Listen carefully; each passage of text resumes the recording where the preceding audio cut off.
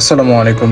আলহামদুলিল্লাহ, সেই দিনের মুহূর্তটা যেন স্বপ্নের মতো। প্রকৃতির এই অসাধারণ সৌন্দর্যের মধ্য দিয়ে আমরা এগিয়ে চলছি এক অনির্বচনীয় গন্তব্যের দিকে।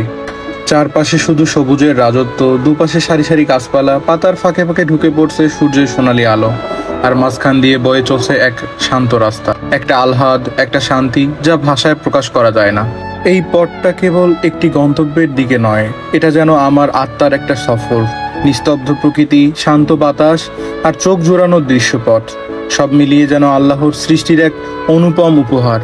প্রতিটি গাছ যেন মাথা নত করে আল্লাহর প্রশংসা করছে, প্রতিটি হাওয়ার ঝাপটা যেন হৃদয়ে ছুঁয়ে দিচ্ছে শান্তির বার্তা। এইরকম মুহূর্ত বারবার আসে না, তাই প্রতিটি সেকেন্ড ধরে রাখছি মনে, ভিডিওতে, হৃদয়ে।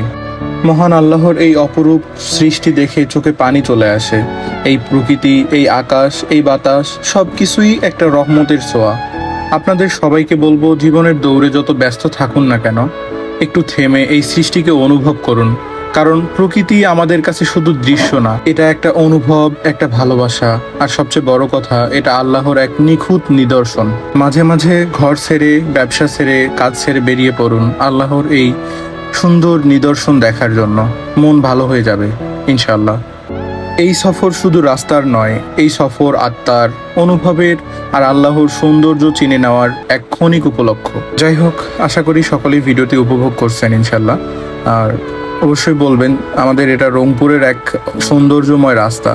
যদি কেউ বলতে পারেন যে এই রাস্তাটি কোথায়, অবশ্যই কমেন্টে জানাবেন।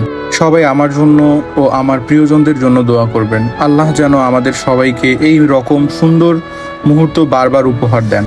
ভালোবাসা ও দোয়া রইল আপনাদের সবার জন্য। আজকে এই পর্যন্তই।